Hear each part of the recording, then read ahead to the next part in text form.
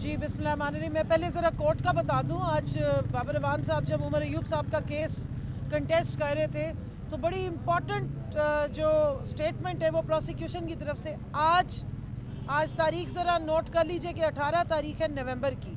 तो आज उन्होंने बयान ये दागा है जनाब के 164 के बयान के मुताबिक जो इन्होंने इल्ज़ाम लगाया था सदाकत अली अब्बासी साहब पे, वासिक कयूम साहब पे, उमर तनवीर भट्ट पे कि वो 164 का बयान था जिसकी वजह से तमाम पाकिस्तान तहरीक इंसाफ की लीडरशिप को इन केसेस में इम्प्लिकेट किया गया था और लास्ट 24 अक्टूबर को ये केसेस हमारे खिलाफ बनाए गए थे।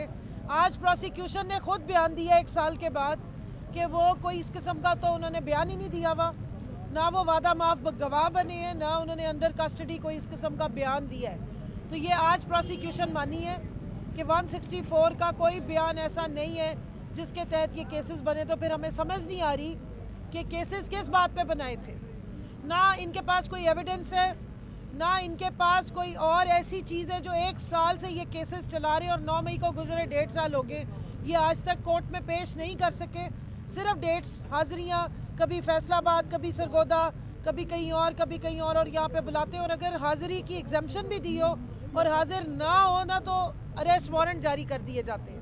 अब आ जाए जी 24 तारीख पर, तो पूरे पाकिस्तान में हर डिस्ट्रिक्ट के मुताबिक हर डिस्ट्रिक्ट से जितने भी पाकिस्तान तहरीक इंसाफ के स्टेक होल्डर्स हैं, कारकुनान, बमें अपने जो टिकट होल्डर्स हैं, बमें अपने MNAs MPs के अपने काफ़िले लेके निकलेंगे और कॉल इस्लामाबाद की है। इस्लामाबाद पहुंचना है तो इंशाल्लाह पूरा पाकिस्तान निकलेगा, अपने हक के लिए निकल रहे। पीसफुल प्रोटेस्ट है। पहले भी हमने कभी जिस तरह हमारे पे इल्ज़ामात लगाए जाते हैं और इन्हीं अदालतों में लगाए जा रहे हैं और दहशत गर्दी की इंतहाई नौयत की वो दफ़ात लगाई जा रही हैं जो कुलभूषण यादव पे भी नहीं डाली जाती, जो धमाके करने वालों को तो ये वैसे ही नहीं पकड़ते। और मुझे तो अब हसरत ही है कि कभी ATC में हम आए तो कोई असली दहशत गर्दों की भी शक्ल नज़र आए। पिछले 1.5 साल से तो हमारी शक्लें नज़र आ रही हैं। मुल्क में दहशत गर्दी बढ़ी हुई है, यहाँ पर हर तरह के अटैक्स हो रहे हैं, यहाँ पर हर तरह के धमाके हो रहे हैं, हलाकतें हो रही हैं। तो जो ये हलाकतें और दहशत गर्दी करने वाले हैं उनको ये कहाँ ले जाके चला रहे हैं केसेस, क्योंकि यहाँ तो पूरा मेला लगाया जाता है। एक्चुअली तो हमारे पॉलिटिकल जो कॉर्नर मीटिंग्स हैं वो आजकल ATC की अदालतों में ही हमारे जजेस हमारी करवा देते हैं। अदरवाइज़ तो हम कॉर्नर मीटिंग्स नहीं कर सकते, पार्टी की मीटिंग्स भी नहीं कर सकते, कारकुनान को कहीं बुला के कन्वेंशन भी नहीं कर सकते।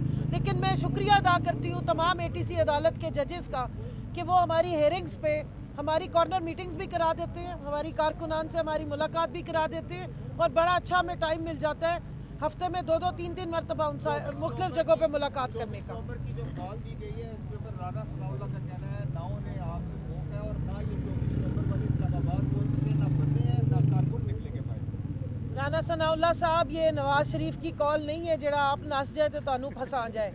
ये इमरान खान की कॉल है जड़ा आप कैदी नंबर 804 अंदर से बैठ के पिछले 1.5 साल से यहीं अपने कारकुनों से भी इन टच है, अपनी पार्टी से भी इन टच है और आप सब की नींदें आराम करने वाला भी वही है। मुझे पता है कि आपको प्रॉब्लम हुई हुई है, नींदें उड़ी हुई हैं, दवाइयाँ खा रहे हैं। अगर आपको टेंशन ना होती तो आपको इस तरह के बयानात देने की ज़रूरत भी ना होती। तो कहीं ना कहीं कांपे टांग रही हैं, नींदें उड़ी हुई हैं, कहीं गले का मसला हो गया है, कहीं कबूतर उड़ गए हैं, किसी के हाथों के तोते उड़े हुए हैं। 24 नवंबर को इंशाअल्लाह ताला, पहले भी हम पाकिस्तान पूरा इमरान खान की कॉल पे निकलता रहा है, इस दफ़ा भी निकलेगा। तुसी बसा भी बंद करके देख लो, असी पैदल ही आ जाए।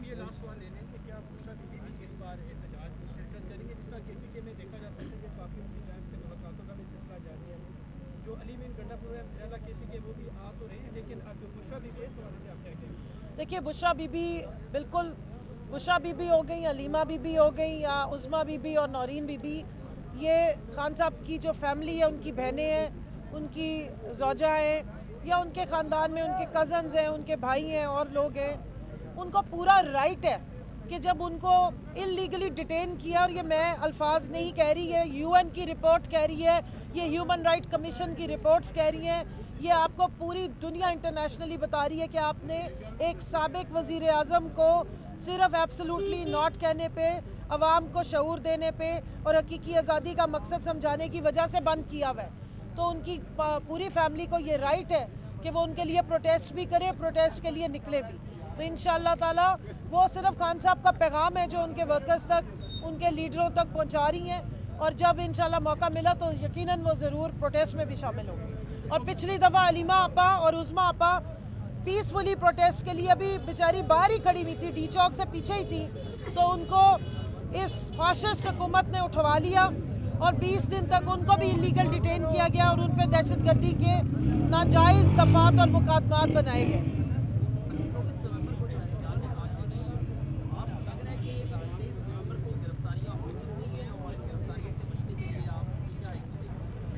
देखिए जी, हमारी तो पूरी कोशिश होती है, गिरफ्तारियों से हमें कोई डर नहीं लगता।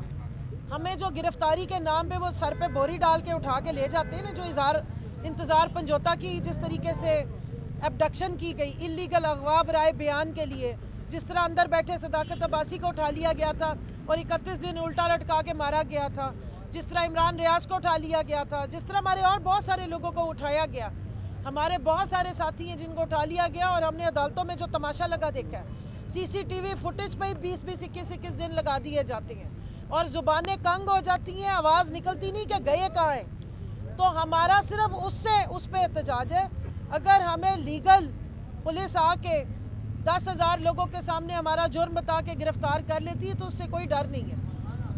एहतजाज होगा और स्ट्रैटेजी यही है, अगर आप एक को पकड़ लेंगे तो 5 और आ जाएंगे, 5 को पकड़ेंगे तो 10 आ जाएंगे, 10 को पकड़ेंगे तो 15 आ जाएंगे। निकलना तो आवाम ने, 1 या 2 लोगों को, 15 लोगों को, 20 लोगों को आप पकड़ लेंगे, लेकिन लाखों लोगों को आप नहीं पकड़ सकते। और अगर पकड़ना है तो फिर आप जेल रिफॉर्म करें, जेल्स को बेहतर करें, वहाँ पर साबिक वज़ीर आज़म को जो आपने मौत की चक्की में रखा हुआ है और उनके राइट्स को आप जो है वो सल्ब कर रहे हैं, उनको सख्त तरीन तरीके से ट्रीट कर रहे हैं। ये आपका जो हरबा है ये सब नाकाम हो चुके हुए हैं, क्योंकि ना उसने भागना है, ना उसने मानना है, ना उसने डील माननी है, वो सिर्फ अपनी आवाम की सुनता है और आवाम सिर्फ उसकी सुनती है।